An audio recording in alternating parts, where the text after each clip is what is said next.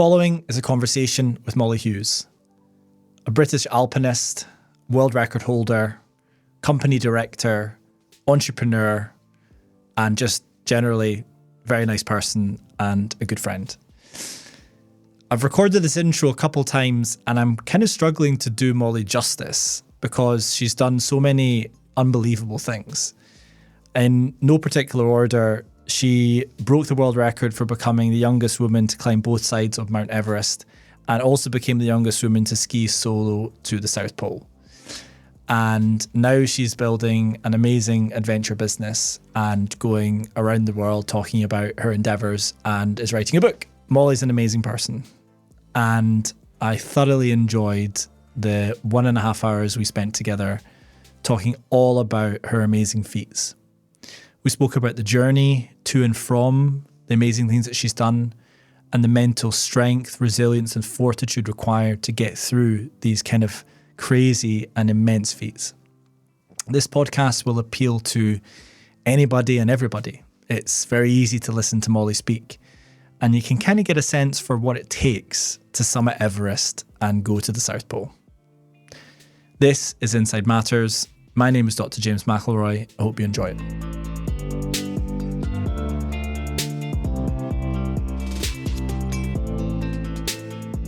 How did you get interested in these crazy things? Yeah, so I grew up in South Devon, so right on the bottom of England, probably as far from any mountains as you get in the UK. Mm-hmm. So mountaineering wasn't on my radar at all. It's sunnier? It's sunnier for sure, and it's outdoorsy, it's by the coast, so I loved all of everything to do with that. I started surfing when I was a teenager, started a bit of hiking on Dartmoor stuff, but it wasn't until I was 17. And when I was 17, my school was organising this expedition to go to Kenya, East Africa.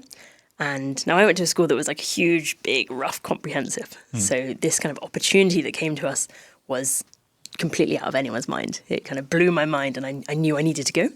So we worked away to raise some money, backpacking in supermarkets, car boot sales. Sorry, my coffee's quite spicy because a certain person has put some cayenne pepper in it. So keep going. I'm glad I avoided that.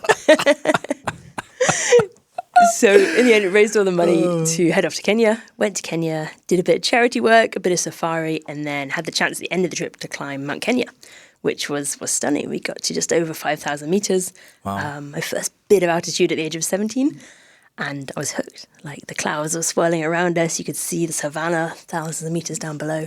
And I knew that this experience of altitude, which I actually really enjoyed. I enjoyed how it felt in my body. And I felt like I could do it. Like I was with maybe, 15, 16 classmates. And I just felt like they might have been struggling, having headaches, but I just was just loving the whole experience. Did you have any symptoms or signs of... Not that first time. I mean, altitude is something that's come and gone throughout altitude sickness throughout my life, but not that time. So yeah, it really instilled something in me that I want to travel and see the world, but to do it through climbing mountains. Mm-hmm. And what happened next? So after that, I carried on at school, went to university, and I just kind of got into a pattern of being at school or uni in the term time, saving up money, having part-time jobs, and then you get those big summers, don't you, at uni? Well, you probably didn't if you're in med school, but... We still got good summers, yeah. So you have that time, and I worked hard in the year and got my money together and gone off on trips in the summer. So that the year after Kenya, I went to the Himalayas and joined an expedition to do a bit of climbing in the Ladakh region of India. The year after that, I went to... Did you see one of the big mountains at that time? We saw the Karakoram range, so the range where K2 is, really far in the distance. Wow. And that was, mind-blowing. That stimulates something in you going, I maybe want to climb one of them one day? Not yet. Like awe and wonder were there. Right. And when we flew into Leh, which is just an amazing flight, and just the Himalayas just there, just like white peak mountains in every direction. It was definitely absolute awe and wonder. But it was so different. Like I was like a small town girl from this place in Devon, just getting my mind blown by different places. And then the year after it was South America. And also that summer we squeezed in a trip to Morocco and climbed Jebel Toubkal, which is an awesome climb, which you should do one day for sure. I'd love to, You'd love it. Is this the one where you can go from like lying on a beach... Yeah, in maybe part of the day and then... Not quite. 4 or 5 days. Okay, that's not. There. Maybe that's some other place I'm thinking about. I think it's like 4,000 metres, around 4,000 metres. Okay, it's a big one then. Yeah. But it's cool. and snowy in winter, but like warm in the summer. Maybe that's the one I'm thinking of then. Yeah. Yeah, I've heard about this. Yeah. Now, none of this is, I hope you don't take this the wrong way, like Yeah. extreme activity. Right? I mean, it's like, it's hard, right? Yeah, but for sure. but you went on to do a lot of extreme stuff. So had the extreme gene started to express itself in your body at that time? Like, were you going, I need more, like, I need to do crazy stuff? Not yet, no. And I don't know what is the point where I did? No, I do know the point where I did. But we're going to get to that, so maybe you can just... So it was just this wanting to travel, see different parts of the world, climb mountains when we were there, went to East Africa again, did Kilimanjaro with some friends, and spent 3 weeks on the beaches. But that kind of switch happened when I was at uni. So I was studying Bristol, studying sports. The degree was called Psychology with Sports Biology. So it's kind of half psychology, half sports biology. Cool. And then it kind of ended coming together with sports psychology was what I kind of did my dissertation in. And I wrote my dissertation all about the psychology of Everest climbers. So that's kind of when that kind of switch happened. And for like various reasons I did it, I knew I wanted to write about something interesting for me to sit down. I'm pretty dyslexic, so the idea of sitting down and writing 10,000 words at the time, I knew it had to be interesting. My classmates were doing all sorts of studies that just weren't interesting to me. I knew it had to really grab me. And I found 7 guys around the UK. I was really searching for female climbers, but I couldn't really get hold of anyone. So I found 7 guys, travelled around, went to the Lake District, went to London, and sat down with these guys, interviewed them, explored their ability to control fear on the mountain, their motivation for actually going to Everest in the first place, the psychological pressure they faced, sat down at base camp and this huge obstacle just in front of them. And I was hooked on Everest within the first interview with this guy, Scott, in his big posh office in London. So was he a professional mountaineer or was he just like... He was a professional business type, but he'd done Everest a few years before. Yeah. Interesting. And just the way he explained the Western Combe and climbing the Lhotse face and taking this kind of final few steps up towards the top, I was like, okay, something switched in me and I was like, okay, at some point in my life, I need to experience this in some sort of way. What were the common traits that you, like, what did you find in your research? So it was very much an undergrad project. And it was a long time ago now. Right. But it was a qualitative study. So I was looking at the different aspects and where I could find similarities and differences. And I kind of came up with 4 themes that ran through them all. And the first one that really jumped out at me and still kind of holds true is talking about the allure of Everest. So Everest is simply a big lump of rock.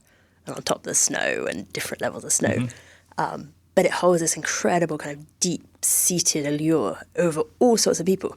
People that are never, ever going to see it. People that are never, ever going to step foot on it.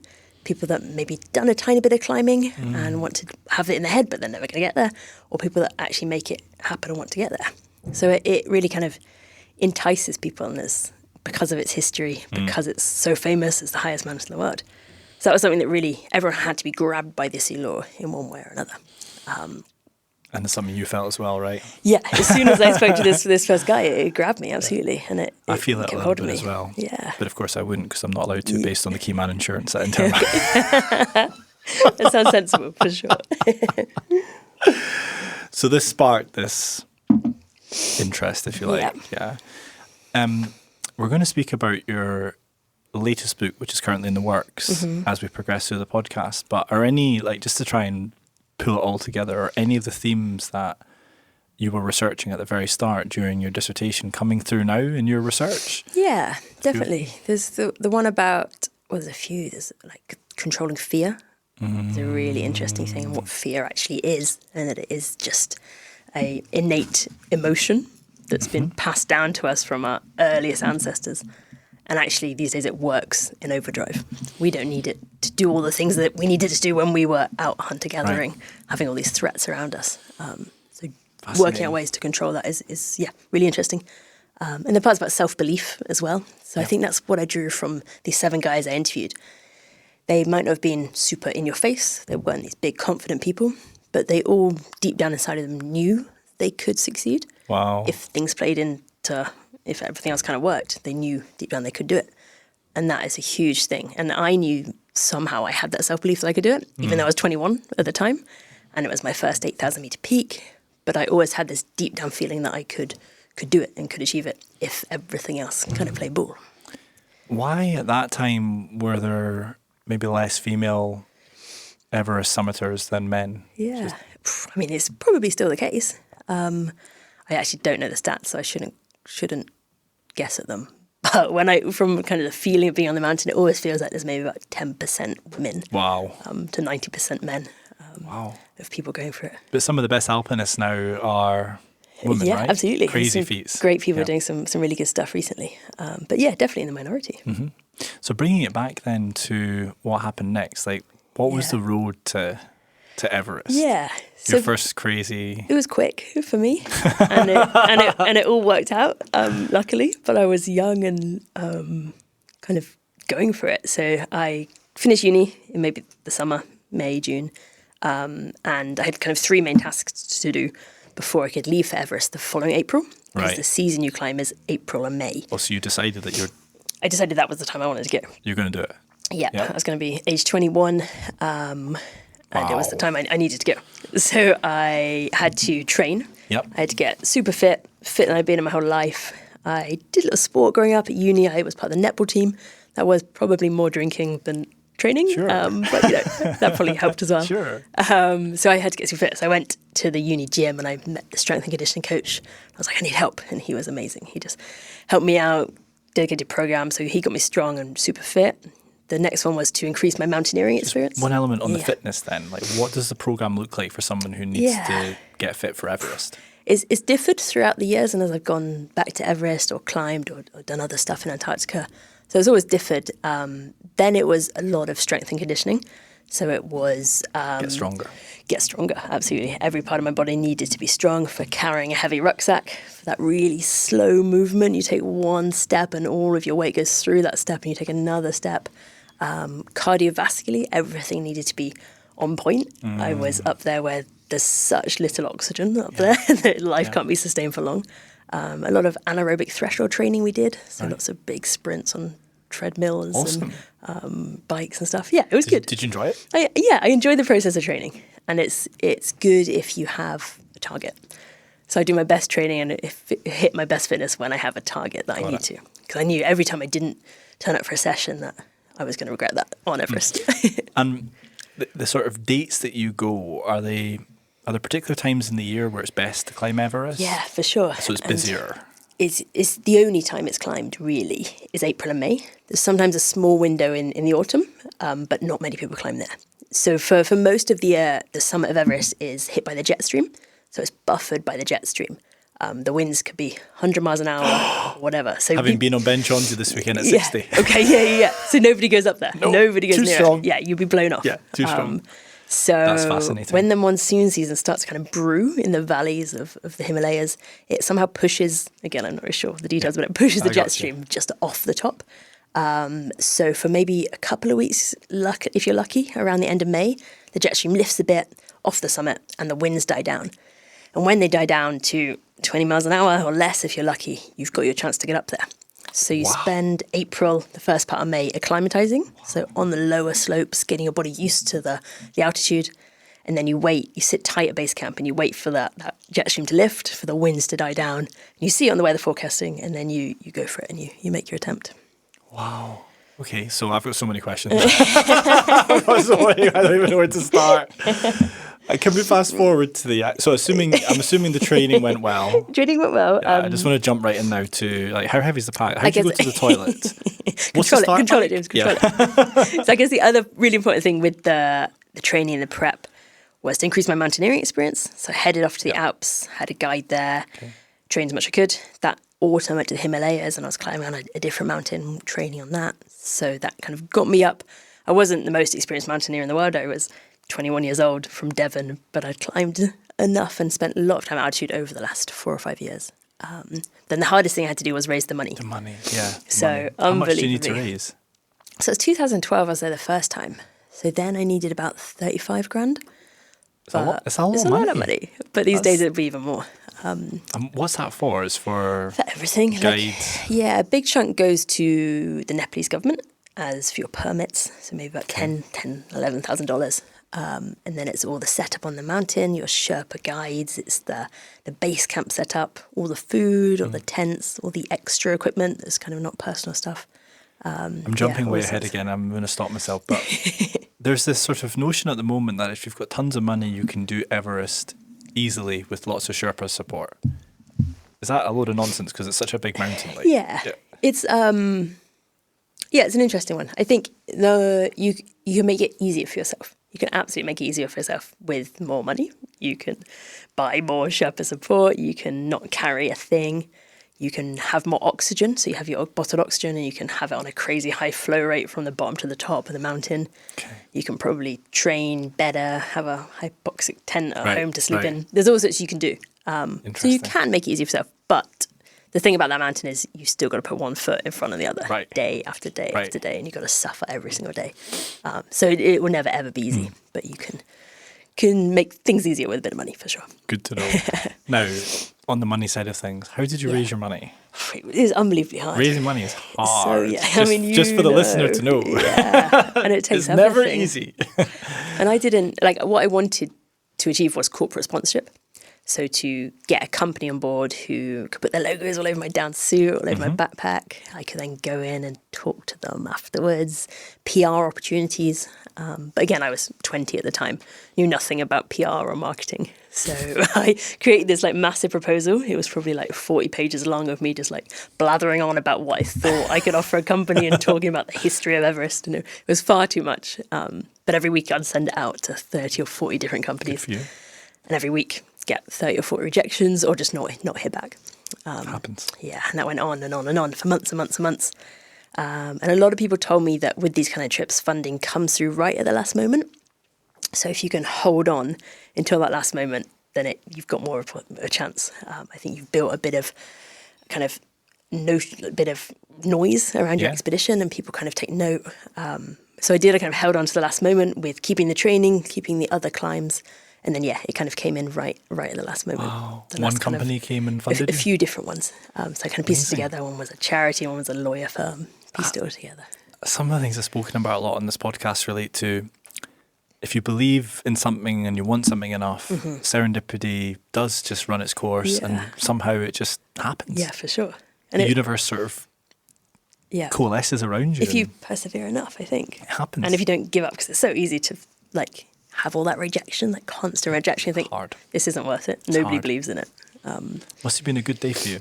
Yeah, when all the money was secured. Absolutely. And then I had to book my flights, buy my kit. Wow. Think, oh shit, I've got to go. So on the kit then, what kit does one require for Everest? How does it differ to, your Scottish Munro bagging kit, for example? So you need a big down suit, which you wouldn't want to wear in Scotland. Too hot. Too hot. And it's down feathers. So it's good for really kind of cold, dry environments like the Himalayas. So it's like a sleeping bag with arms and legs and a hood. Mm. And you just wear base layers under that? Or base layers and then maybe a thin mid layer. That's it? Yeah. And you're warm enough? Yeah, about minus 30, minus 35. Wow. With kind of constant movement. And boots are special warm boots? Huge boots, double layered, inner boot and an outer boot.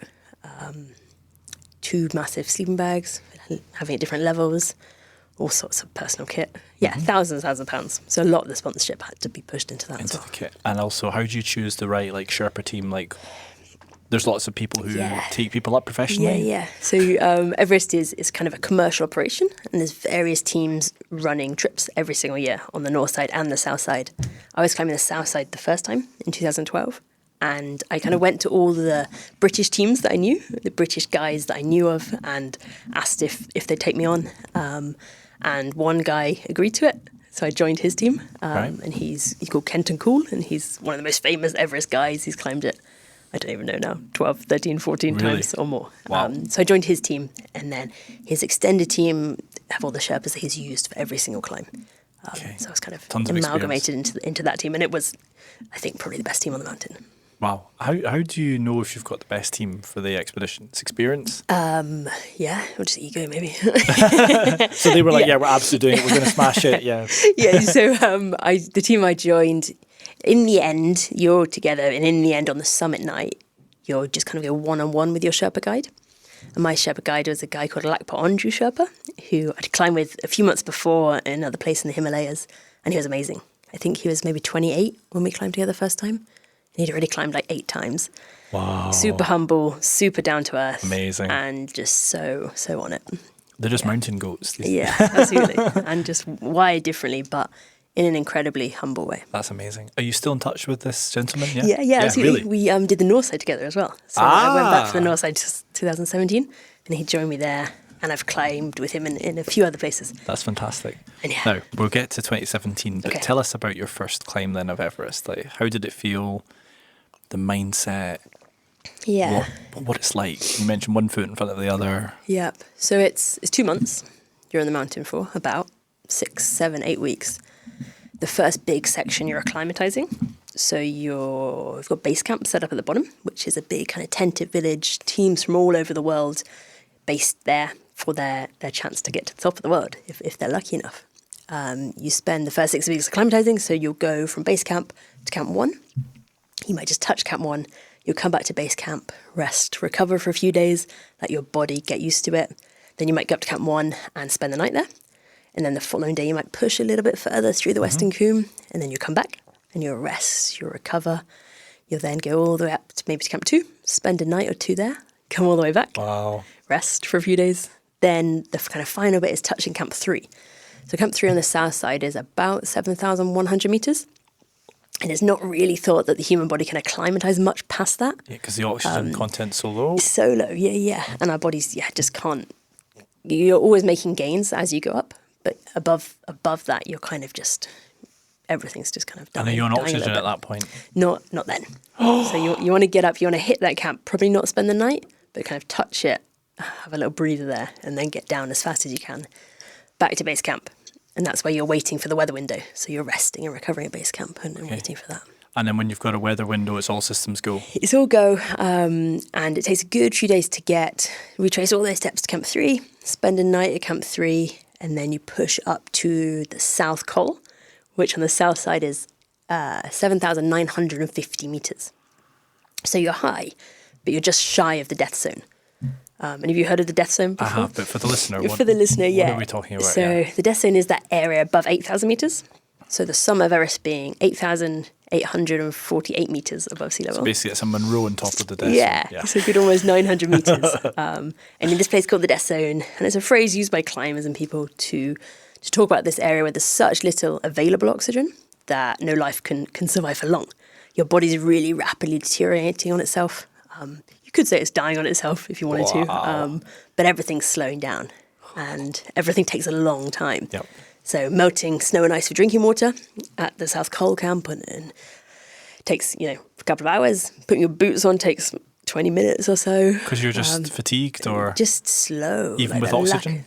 So you do have oxygen as you come up through it, but a really small kind of flow rate.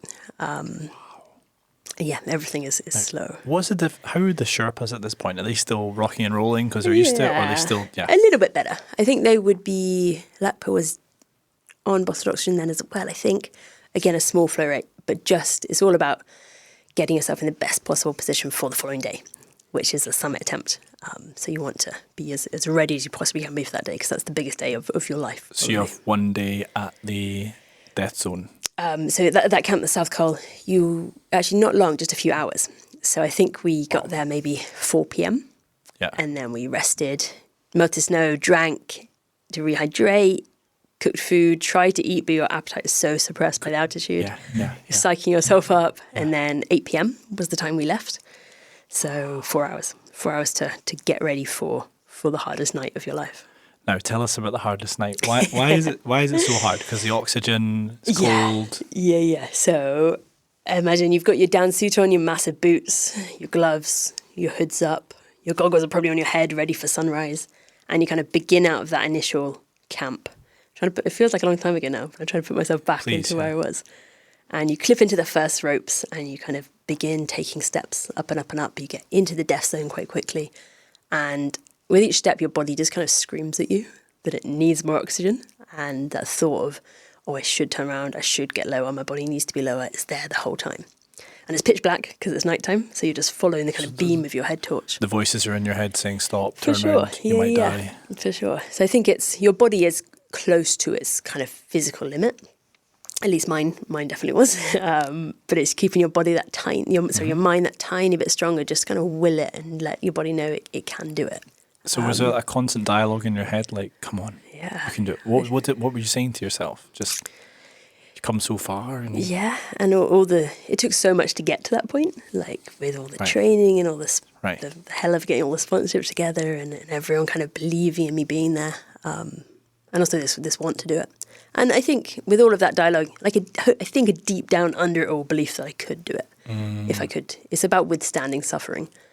And if you can withstand suffering for the whole 2 months and that whole night, then you can get it, because it will end at some point. the hardest part then is the night.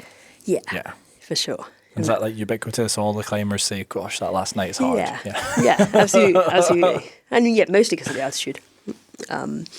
So you push on, and throughout all the darkness, and then around maybe 4 a.m.-ish, it suddenly starts to get light. And it's not like a snap into sunrise, it's the darkness slowly starts to clear. Wow. And as it does, you can kind of make out the route that you're on.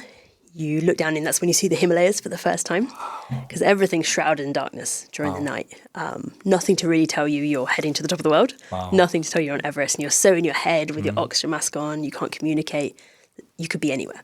But as soon as that light starts to come, and the Himalayas just kind of appear, and you're on that kind of final ridge, and I remember kind of looking down, and Nepal just being sprawled out beneath me, just mountains as far as you can see. Wow. And on my right-hand side, Tibet, as far as you can see, these kind of white peak mountains. Amazing. Pushed on, you're on the ridge, then you get to the bottom of the Hillary Step on the south side. Heard of this, yeah. And this is kind of like the crux of the summit day. So it's a big rocky section that you've got to climb. We got up and over it with a bit of a struggle, like any kind of climbing over a rock at 8,800 meters is so hard. Do you have to like dig your feet in with the Yeah, crampons? there's a bit of a and balancing act, and there's a big lump of rock to get over, which is actually... do you have a huge drop below? Is it scary? Yeah. Oh, Like yeah. 2,000 meters around you. Oh, really? Top, yeah. Is it just that exposed? Yeah, it's horrific. Horrific. Don't fancy it so much now. I don't blame you. Wouldn't want to go back. And then you're on the final ridgeline, and the sun, by the time I got there, the sun was up, and we took the final few steps up, and at 8 a.m, me and Lakpa reached the top. Wow. So 12 hours of climbing from the South Wow. Col to the top. How long did you stay at the top for? Not long. Just like a 10 minute? minutes the first time. And then yeah. that's it, you got to move. We got to get down, yeah. How many other groups were climbing at the time? Can you remember? So the south side is busy, so it's the Nepalese side. And that year I was there, 2012, was the first year that started to be overcrowding. Right. Because people see it a lot these days, and it's in the media a lot, but that year, 2012, was the first year. And I think there was a picture that year on the front page of the Daily Of the Mail line. of the line. That was the Going line. up the That Lacy was the face. line year. That was I've the seen that was the first line, yeah. Wow. So I think I've been on the front page of the Daily Mail. Just for like 200 other climbers going up.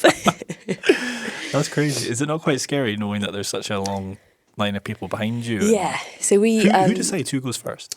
you got to go for it. And so we left the South Col at 8 p.m. because we knew it was busy. It felt busy. Usually you'd leave the South Col maybe at 9, 10. So we wanted to get ahead of everyone, get up there, and get it done. And we did. We got up there before most people, but we actually met them all on the way down. And I met a lot of them on the Hillary Step, and it was super hard Oh, gosh. to get down past them. And then there's So how'd you do that? Because people, they must be a bit annoyed, like we're trying to get up and get to our summit, we're all and tired. everyone's kind of zoned It's in on dangerous. themselves. Yeah. Like if you imagine you've got your goggles on, your oxygen mask, your hood up, communication's so hard, everything is focused on breathing and slowly moving.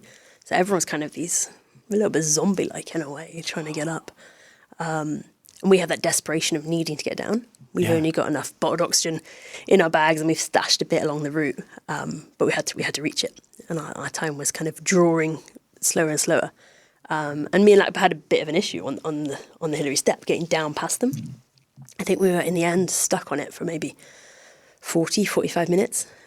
They've kind of been in this one place. Just because you're trying to navigate around other people. Yeah, and they were coming up the crux, so the big rock section to come up, and they couldn't really see us around the corner, and we kept having to look around to get past them, but they were just coming and coming and coming. Did you feel scared? Yeah, everything's kind of slightly numbed by the lack of oxygen and that kind of hypoxic state you're kind of getting into. After a while, I kind of knew something was up with me, because I started to feel kind of dizzy and even more like I wasn't really there. And at that point, I remember kind of like tapping Lakpa on the shoulder and being like, I think something's wrong.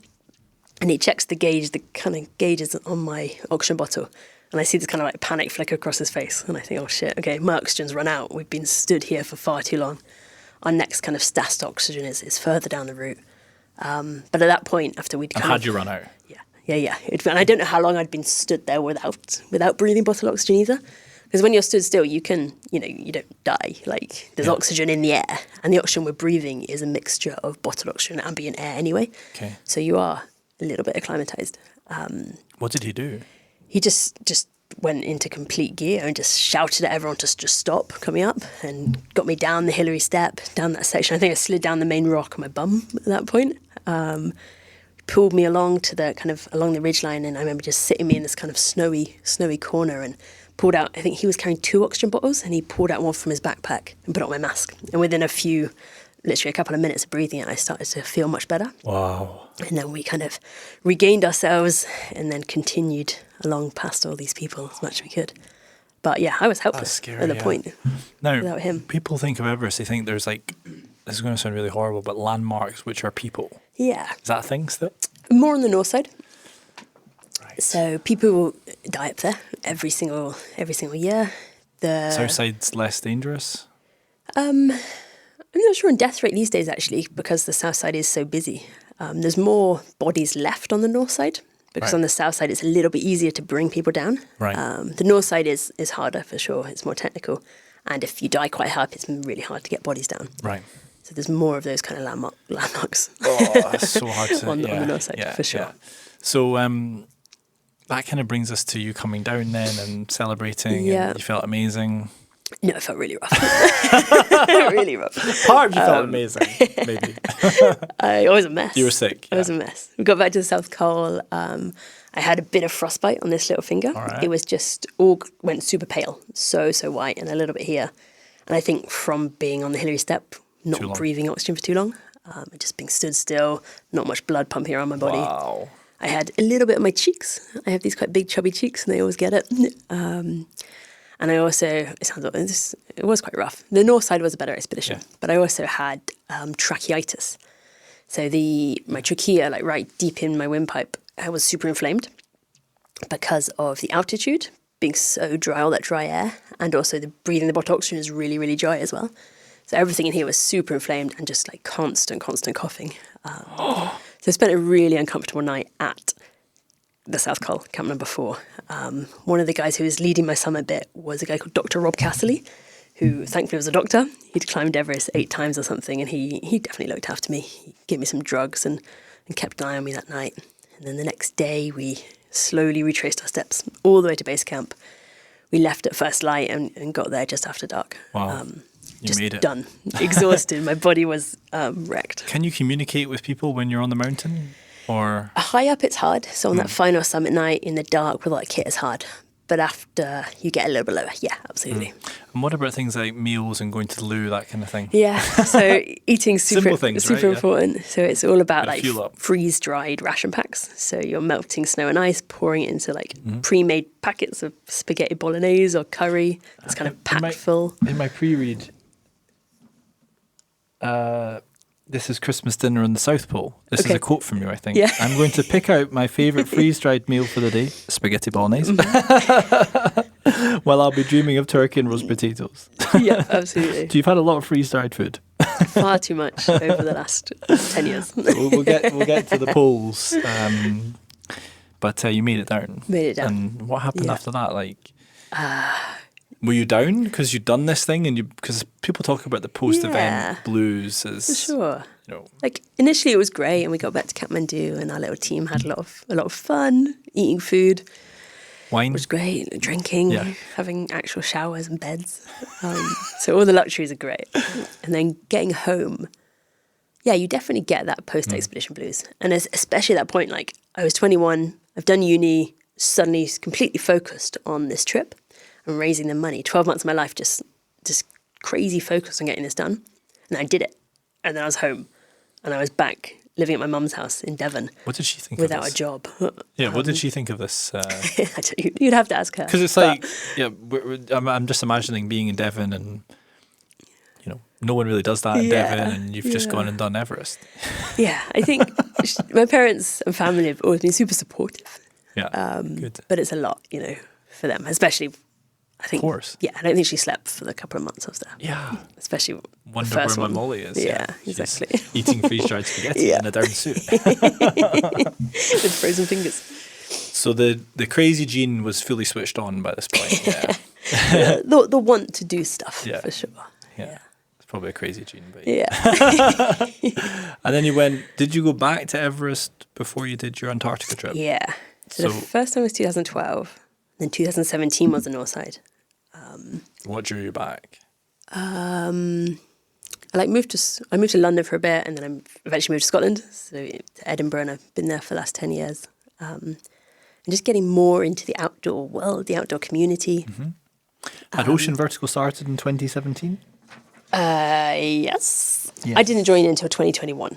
Got it. Okay. But yeah, Got it. 2019? Got it. 2018. I think it was 2018. Got it. I should know that. Got it. So yeah, moved to Scotland, and then the North Side had always been in my mind. So when I wrote my dissertation, half the guys had done the South Side, half had done the North Side. Really different experiences. The sides of the mountain are very different. The South Side, you're in Nepal the whole time, and it's a bit chaotic with all the people there and all sorts going on. The North Side is in Tibet, and it's colder, it's windier, much more technical climb, but much more kind of a remote feeling to it. Less people, way less people, maybe a third of the people on that side of the mountain. Has it got increasingly busy, or has it kind of leveled off now, the south and the north? I think the north is still much quieter. Absolutely. And the south is more busy? The south is still pretty crazy. Yeah. Mad, yeah. Yeah, absolutely. If I was going to go back, I'd go back to the north. Really? Yeah, definitely. Even though it's harder? Yeah, More dangerous? yeah, for sure. Are you going to go back? No. Absolutely not. You've done that now. And Yeah. Okay. Take that off. So the north side then, did you go with the same people? So yeah, it was always kind of in my head to maybe go and see it. And the more I kind of learn about it and saw pictures of it, I kind of knew that, I don't know, I spent so long thinking and studying Everest. I kind of felt like I'd only experienced half of it. Right. And that experience is as amazing as it was Right. to get there and get to the top. There was also a hell of a lot of suffering and getting so sick on the way down, and the crowds and the people. I didn't feel like I did it in a particularly good style. Okay. And it wasn't quite what I kind of maybe thought it was going to be like, or what I wanted from this mountain. Whereas You the wanted north side, the sort of majestic, yeah, euphoric maybe. experience. Yeah. Maybe I wanted to enjoy it more, Yep. which is a bit weird because I was like, I should never enjoy it, but I guess I thought the north side. And so I decided to push for the north side. Went through the whole process of getting funding again. This time, still super, super hard. Made it a little bit easier by the fact I was going for a record. So I worked out that if I did both sides, I would be the first English woman to climb Everest from the north and the south side. And I'd also be the youngest woman in the world at the time. I was going to be 26 Wow. to climb the north and south side. So having that kind Wow. of unique selling didn't point, realise aim this. thing. Yeah. Wow. So having those kind of aims makes fundraising a tiny bit Are you a easier. world record holder? Yeah. Are you actually? Yeah, and for Antarctica as well. But I'm the first woman to climb Everest, first English woman from the north to south side. And then I was the youngest, but another girl's done it now. But at the time I was. Still, that's insane. I didn't realise this. Yeah. Wow. Didn't realise you were so accomplished in well- the books and stuff. Amazing. Well, it's an honour to have you. It's such a pleasure. I thought that's why I was here. No, but like it's What did we do together first? Ben Leddy. yeah. We didn't even get to the top. We didn't make it to the top of Ben Leddy. We went to the Green Welly. World record Everest mountaineer failed to summit Ben Leddy. How did that happen? Oh, that's funny. But yeah, no, the records are good because they Also, just help with for the sponsorship. listener, Yeah. I'm laughing so much now. There was a guy who came down and was like, "You better make sure you've got your head torch." Some older guy, and everyone was like, "Okay." There's always those people in Scotland, isn't there? Really funny. Yeah. Yeah, that was really funny. So, you decided you were going to do the north. Yeah. So I had the records, which are, they're great for gaining traction on these trips, gaining publicity, and hopefully convincing sponsors. And that's what they're for. I don't really care about them. I wanted to see the North Side and experience it. But this helped get But traction. you have to get money. About 50 grand. I Oosh. needed. So huge amount of money. expensive? More Why expensive, more expensive? for sure. The North is... The North is maybe a little bit more expensive, but also the way in which I wanted to do it. So I Right. wanted to do it with a really small team. And one of my good friends is called John Gupta, and he's a UK mountain guide. And I climbed on another peak with him and climbed with him in Scotland a wee bit. But I knew I wanted to climb with him and we were going to have a great time. He'd done the south side, he'd not done the north side. I mean, you are a very accomplished mountaineer. Do people like John and yourself still get a lot of enjoyment from the Scottish Munros? Oh, yeah, for sure. Yeah? Absolutely. Yeah, yeah. And there's all sorts of hard stuff you can do in Scotland, but also just having nice days in Scotland is so good. Too good. Yeah, absolutely. Good to know. Good to know. Good to know. Yeah. So I wanted to kind of employ John to be the guide and run the logistics of the trip. So I raised, the 50 grand for that. So it was me and John, and then we had Lakpa was back again, Lakpa Andrew Sherpa, which was awesome to have him with us. And then we had another Nepalese guide called Leela Tamang. So 4 of us, which was Compact. great. It was compact, and it meant we could be flexible and we could be quick. And when the weather was good, we could go. And if the weather wasn't good or one of us wasn't feeling good, we could just kind of chill out a little bit. So flexibility with a small team was amazing. Great. Raised all the money in the end, trained, got ourselves there to Tibet, which was cool. Always wanted to go to Tibet, and it was amazing. Like, mountains were just mind-blowing. And you drive to base camp. Do you? So on the south side, you walk in. On the north side, you drive. Wow. You leave the capital, Lhasa, and 4 or 5 days later, you're dropped off literally outside your tent at base camp. And the challenging thing about the north side, and what I definitely picked up in my dissertation, is the psychological pressure of it. So on the south side, Everest in the summit and the mountain is kind of hidden from view. It's behind the west shoulder, and you don't really see the true summit until you're kind of much higher on the mountain. Whereas on the north side, it's just there. I'll show you some pictures, but or Google it, because it's just, the whole mountain is just there, and you're sat at the bottom of it, and the whole of Everest is just in front of you. And it's so big. It's so big, and base camp is 5,500 meters, and you feel crap. You've got a headache, you feel sick, you're at that altitude, and you look up at this mountain, you think, how the hell am I going to climb all the way up there when I feel this bad? So it's intimidating, and you see... We're getting it on the screen. Oh, nice. Yeah, so the north side. So that's just there. And you see it when It does look beautiful, though, doesn't it? Yeah. And some days it's covered All in the flags cloud. and stuff, then yeah. the cloud kind of clears and it's just white because it's been snowing up there so much. And you see, when it's really windy, you see kind of plumes of spindrift coming off the top. It looks like the mountain's smoking. And you just see it all in all, its different kind of faces and moods. And you see it at night. Awesome. And it's awe-inspiring. It's awesome. And terrifying. It looks absolutely awesome. Yeah. And that ridge line you can see on the left-hand side is the northeast ridge. Okay. And that's the main route to the top of Everest, skirting past the north face. And it's epic and it's technical, much more technical than the south side. When you say technical, what does that mean for the listener? So much more rock climbing sections. Right. So along the northeast ridge, you've got the first, second and third step to get over. Big rock sections. On the south side, it's just really the Hillary step is the only kind of crux technical bit. When you say rock climbing, what happens when you're that high up? Do you have to have an axe and you sort of bits in? Or So it's all got fixed ropes on it, which are much more helpful. who fixed the ropes? Who are these people? Usually a team of Sherpas, rope fixing Sherpas who are just amazingly skilled, and they'll fix them every season, days or a week or so before the main climbing party gets up there. Wow. Which is incredible, absolutely. This is crazy. Yep. So they do it every year. It's not just like they're there forever. Because they get battered in the winter and with the jet stream and all that kind of thing. Has anyone done Everest in the winter? Probably some crazies. Don't ask me that because I don't. You don't know, actually yeah. It must. Maybe there's some I crazies. don't know because I'm not sure. We'll look it up. We'll look it up. But it looks amazing. It looks really amazing. And then also the kind of technicality comes from at points it's really narrow on that ridgeline, so just enough like 1 foot in front of the other, drops everywhere, and you've got to be on it the whole time you climb. You've got to be on it. Talk us through that trip then. You got off top of the 3 levels. Yep. So And again, it was another 6 weeks of acclimatizing, Okay, same slowly going up story, and yeah. down. And then that summit night came, and the whole trip was like incredible. I enjoyed it so much more than the south side. It was stunning. It felt remote. It felt wild, and it really felt like you're climbing Everest.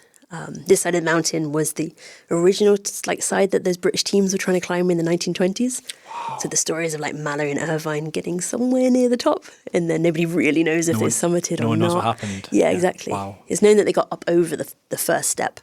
So you could kind of think about that as you were climbing. Wow. Again, it was pitch black, nighttime. They were there somewhere, maybe. Yeah, and you left at 8 p.m. again, followed your head torch up over the first step. Mm-hmm. And we talked about the human landmarks. Yeah. That's the thing. So on the south side, the first side I didn't see any bodies. On the north side, on that summit night, I saw 5. Goodness me. And the first one... What's it like? It's like they're just there? Well, the first one, I mean, it's harrowing, absolutely. The first one I saw was in the nighttime, so before the summit, on the way up, just after the third step. So you've got up over these steps. The idea of bringing a body down across them is dangerous and pretty incomprehensible to me. Bodies, they get frozen, they get, they're heavy, really, really heavy. And these rock steps are challenging. So you need a team of people and it will put them in danger. So a lot of the time, if it's high on the mountain on the left, there was the one that was just above the third step. So we're getting closer and closer to the summit. We were like within kind of touching distance, and I saw this guy. And I was on the rope coming up here, and he was maybe a meter and a half from me. And he was facing down the slope. And at some kind of time in his last few hours, he'd lost his gloves. And it was kind of like his hands were reaching out towards me. And they were so pale. They were like as white as the snow that they were resting on. And I literally looked at this guy, this body, for less than a second. And I saw it. I took the whole scene in. I turned away and I moved as fast as I could to get away from him. Gosh. And in my head, because you're so kind of hypoxic and you're so focused on survival, I guess, looking after yourself, I didn't really think of him as a person at the time. I just thought of him as this thing I needed to get away from, something negative and bad that I had to get away from. And I didn't think about who he was or who he'd left behind or the last person he touched with those hands. I just got away from him. And I thought about that a lot because it's a weird way to react to seeing a body. Like if you saw it at home, here in Glasgow, you'd ruin your week, your month. You'd think about it for a long time. There'd be a lot of trauma there. But actually, I think my body or my mind was kind of reacting how it needed to. If I'd stopped and thought about his family or who he was, I would have got emotional. And that emotion would have slowed me down, and it would have, more importantly, kind of made everything more dangerous in my situation that I was in. So I got away from him, carried on. But then on the way down, I saw 4 more bodies on the way down. Further away and not quite as graphic, but yeah. Wow. Are they like known landmarks? Or? There is the one that I didn't actually see called Green Boots. Yep. And that's on the north side. And he's just his boots sticking out. He's got green boots on. And people do use that as a landmark to know where they are. I didn't see him. I don't know if there was too much snow there that year or maybe he's gone now. I'm not sure. It's just crazy, isn't it, that there's people there. Yeah. And they were all motivated people who wanted to do something amazing and something happened. Yeah.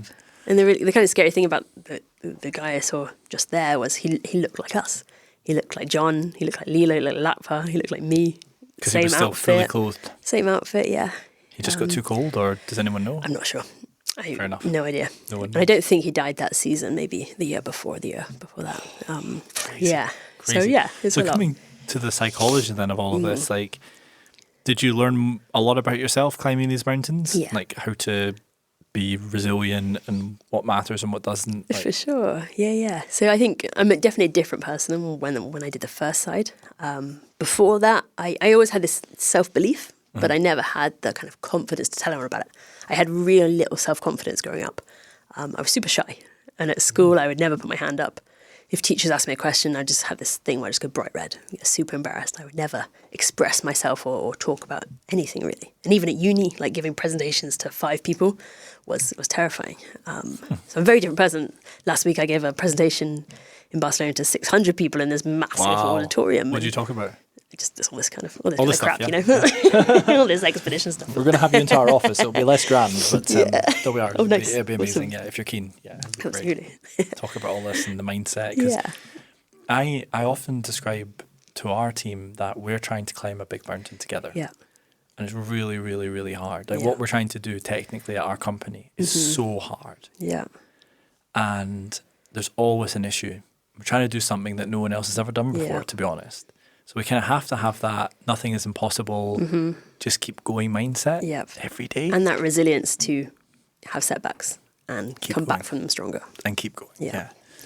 Did you have setbacks in your prep and on the mountains? Yeah, all the time. A lot with the funding. Trying to get the money together is hard. And I wanted to go the first time in 2016, and I had to get all to the end, didn't get any money, so I had to cancel that and try again for the next year.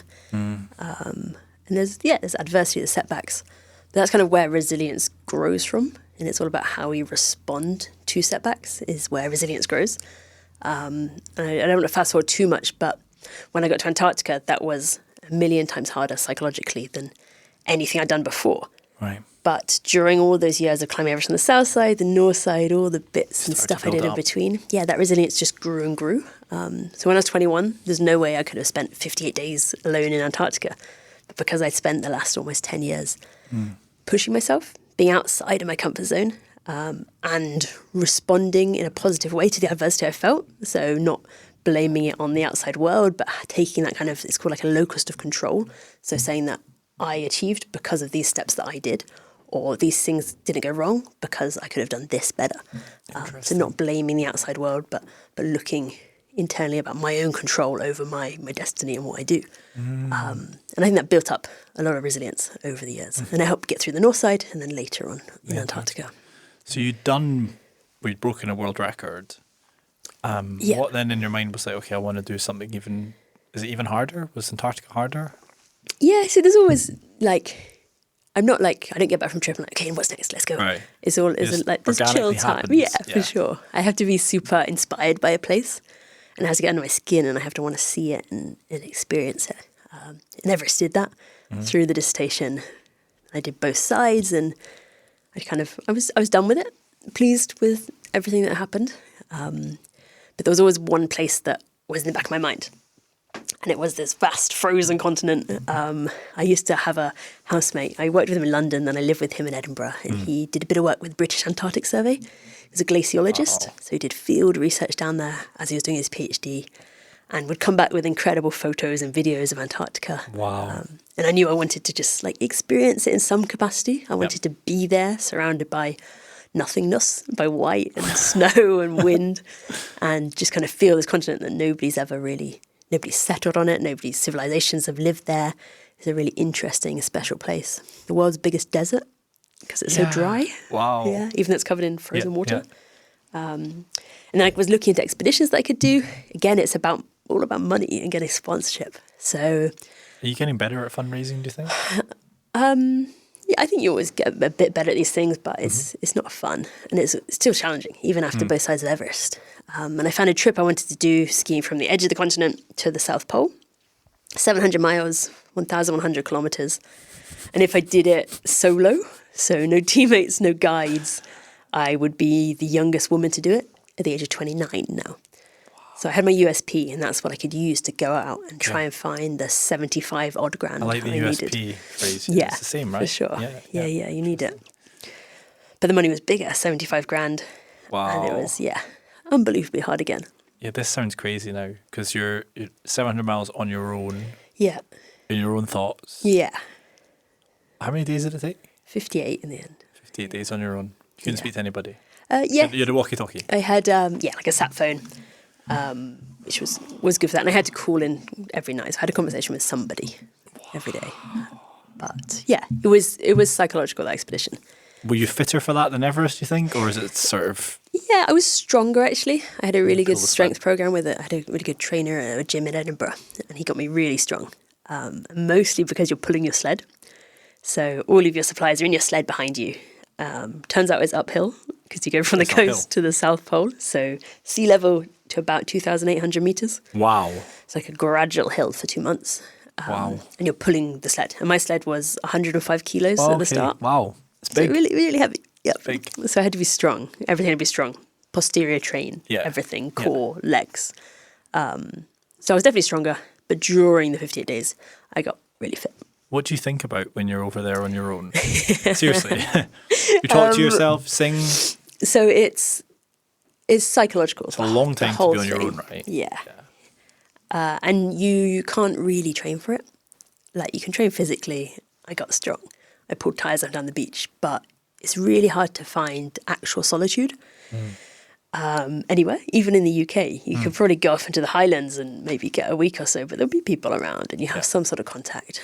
I spent a lot of time in Norway in a place called the Hardangervidda, training there, which is this big frozen plateau. It's absolutely stunning.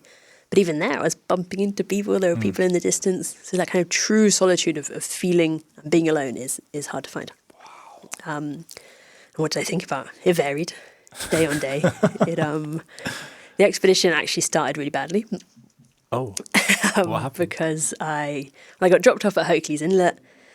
The pilots flew off into the distance. I began the trip, and after the first couple of hours, I hit the first kind of incline as I came from the sea ice onto the land mass of the continent. And you were just map encompassing it, or did you have a digital nav? GPS, yeah. Digital and then map, you get your bearings from that and then put it into your compass. And your compass is on like a chest mount in front of you. So you can hold your ski paws and you just keep the line in the box the whole way. Okay, wow. But as I kind of hit that first hill, I looked behind me and saw these kind of clouds coming over the horizon. Uh-oh. And as they did, they brought really strong winds. And in Antarctica, the wind blows from the inside of almost always blows from the inside of the continent outwards. So if you're heading to the middle, to the South into Pole, the headwind. yeah, it's a headwind every day. So the winds increased. That night I pitched my tent. It took ages in strong winds. The next morning I woke super early because my whole tent was just like violently shaking in what was a huge storm.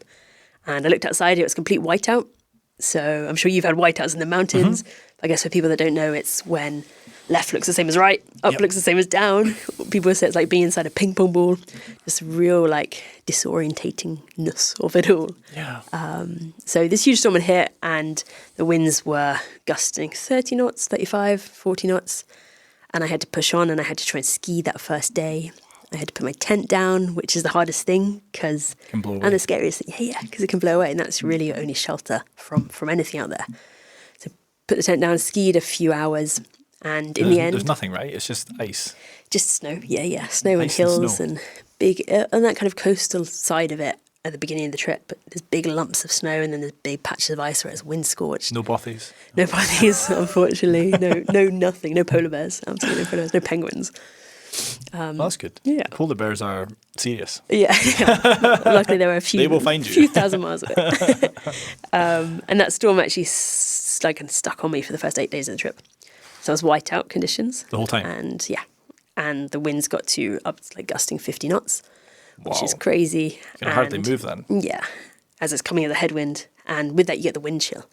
So ambient temperature at the time maybe minus 15, Oh, man, minus 20, so but with the wind cold. chill minus 45. It's so cold. It really gets you. Colder than Everest? Yeah, with that wind chill, yeah. So what do you wear then in Antarctica? Down suit again? Well, actually less stuff. 'Cause you're moving. Because you're moving. So on Everest, you're slowly, so slow every single step. But there, your only real way to generate heat is through movement, and you want to be moving constantly. So one of my big sponsors, which was awesome for Antarctica, was Gore-Tex. And together with Mountain Equipment, we designed like some new Gore-Tex salopettes and jacket with a big fur ruff to protect my face. And under that, mid layers and base layers, lots of merino wool. So it was a really thin, windproof layer, but just moving all the time to generate that heat. What happens if you get injured? Problem. Well, you need to stop, pitch your tent. You've got a big down jacket in your bag. You've got down sleeping bags. Get warm. But you need to get your tent up as quick. So you were in a whiteout for like 8 days, couldn't see anything. Yeah. That must have been hard mentally. Yeah, for sure. Yeah. And does this bring me now to the book? Breathe? Yeah. A little bit? Yeah, we can, absolutely. So how does it tie in then to your book? Because that must have been a really hard point in your life. Yeah, absolutely. So, this book that I'm writing at the moment, hopefully coming out spring 2025. So a bit of time to get out and get it done. But it's kind of like a psychological analysis of adventure. And the book is separated into 7 different themes, and it's kind of like 7 lessons from the edge of the world. Wow. And one is about fear, and one is about resilience, and one is about self-belief. The Antarctic sections are all about, the big one is resilience for getting through that storm. One is about isolation, how to spend that amount of time by yourself. So I like look into my own story. I bring in psychological research that kind of pushes the story in different ways, and I also interview a few other adventurers and learn about how they relate to that theme in different environments. If it's rowing across oceans, if it's swimming, if it's and there's common whatever. parallels between all these people? Yeah, for sure. Yeah. What are That's they, really- like, in summary, without delving into the good stuff that's going in your book. Yeah. Well, I don't know. I haven't finished writing it yet. But really, I mean, it's all interesting. And everyone has their own kind of personal journey. And it depends on the situation and the environment that you're in. But it is, it's that self-belief. It's really believing that you can do it. It's learning how to control fear. It's dealing with isolation in whatever way you do. And I guess what I've learned from everything is that it really is all in our head. Everything's in the head. Yeah, really is. Like what tools could you, like, have you got a toolkit? A little bit? Like, a mental toolkit? I've developed it and developing it.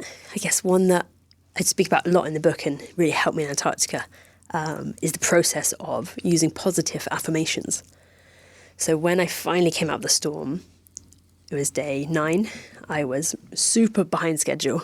I'd been battered by the storm. Physically, I was okay, but I was really, it'd been traumatic the first 9 days of the trip. And my head was in a bad place. And on other expeditions, I've always found it easy to like make myself feel better. There's other people around you, usually really fun people that you can laugh about crappy situations with. I think it's quite a British thing to do. If something's a bit crap, you can make a joke about it and it gets better. This is great, isn't it? Yeah, exactly. People to give you a hug, people to make decisions with is also quite crucial. But actually, when I came through the storm, it was all just sat on my shoulders. And with that, I kind of found a big kind of black cloud kind of came over me and I couldn't shift it. And I've never really When you say black cloud, like negative thoughts? Super negative thoughts, unbelievably negative. And I've never felt that before. Like you have bits of it, but they're easy to bat away usually. But there, it just kind of consumed me. And it was thoughts like, what on earth are you doing here? Like, how are you ever going to make it another 650 miles to the South Pole? Things like, is it your ego that's led you down here? Like, what makes you think you can actually achieve this? Like, you're a 29-year-old 5'4" girl. What have you possibly got to make you special to get down there?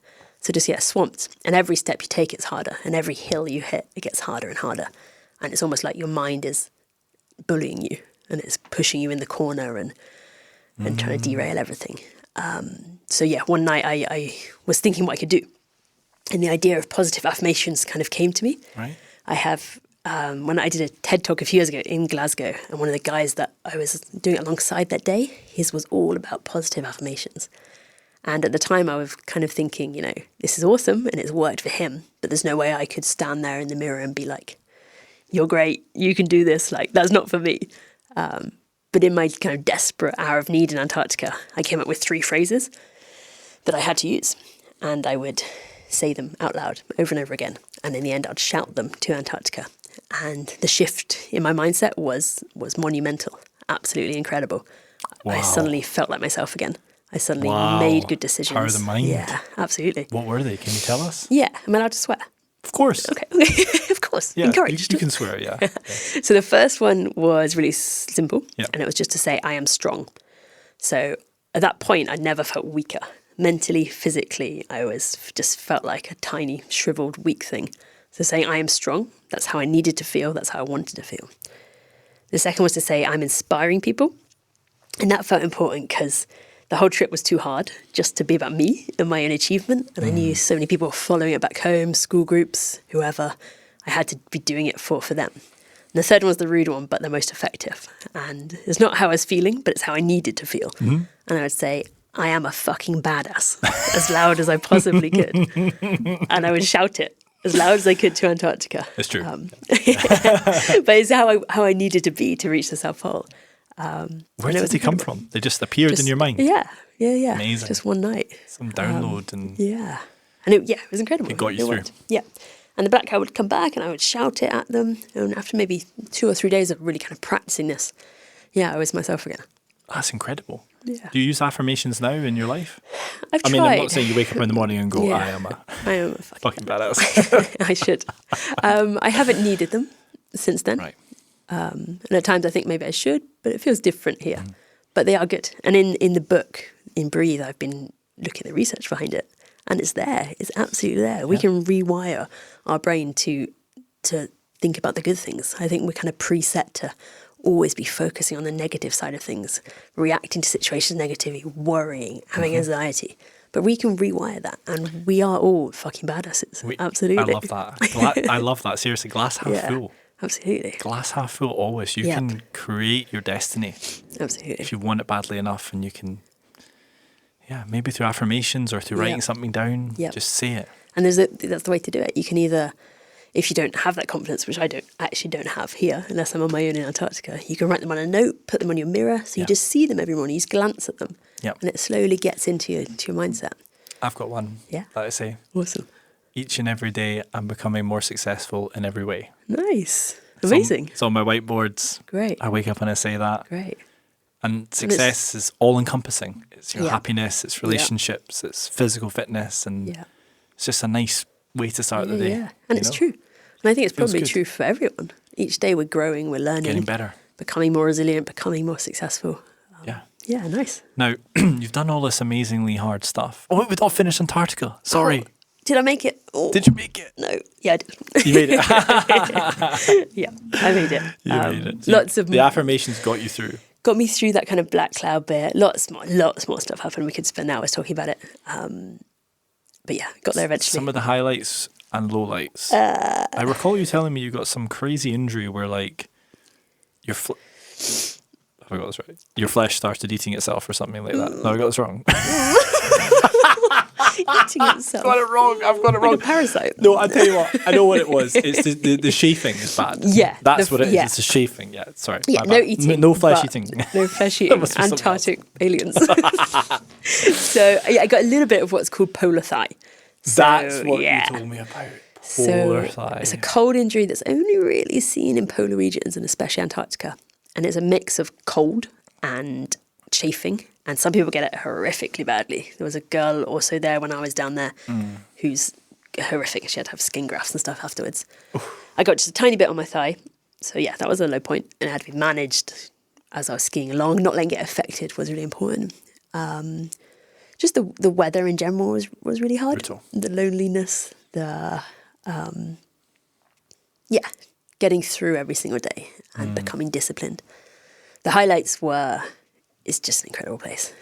Christmas Day by myself was amazing. Then just the kind of the naturalness of it all. So I think It was maybe- amazing. Why? Did you give yourself presents? A little bit. I had like a 2-hour light-in, and then it was just a cool place to spend Christmas. Right. I don't think I want to spend it again on my own, but it was cool to be there Very for unique. that. Yeah. Very unique. And then the day I'll never ever forget, I think it was day 53, so I was close. And I woke up that day and something felt different. Right. And I couldn't work out for a long time. And I put my tent down and I began skiing. And then after a while, I had my break. So I was regimented. I skied for an hour and a half, stopped for 10 minutes, skied for an hour and a half, over and over again. Stopped for my first 10-minute break, had a drink, had something to eat. And then I realised there was something missing.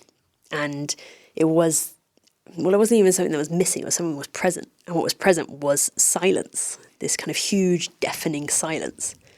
Because every single day there'd be noise. It's always windy. The wind's always blowing strong at you. Sometimes a light caress, sometimes it's gale force and crazy.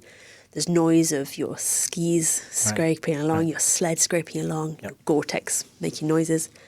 But when I sat there, it was all missing. There was absolutely not a breath of wind. And with, like, in the wake of leaving that wind, there was just this kind of deafening silence that just encompassed me from every single angle. And I actually don't think there's silence like that anywhere else in the world. You don't find that level of quiet. Like in Scotland, you might be on your own in the Highlands, but there's a little stream running. Yeah. There's a bird in the Okay, I'm with distance. you, yeah. There's something. Yeah. But this just felt like a huge presence around me of just Wow. deafening nothingness. Just deafening. Yeah. Wow. And then I just sat on the sled. I needed to be there for 10 minutes. So I was there for like half an hour, just kind of absorbing it all. Like a meditation? Yeah, it felt This like is as that. quiet as it gets. Yeah, I real think it might world. be. Then I began skiing and scraping my skis along again. And then the wind started coming back.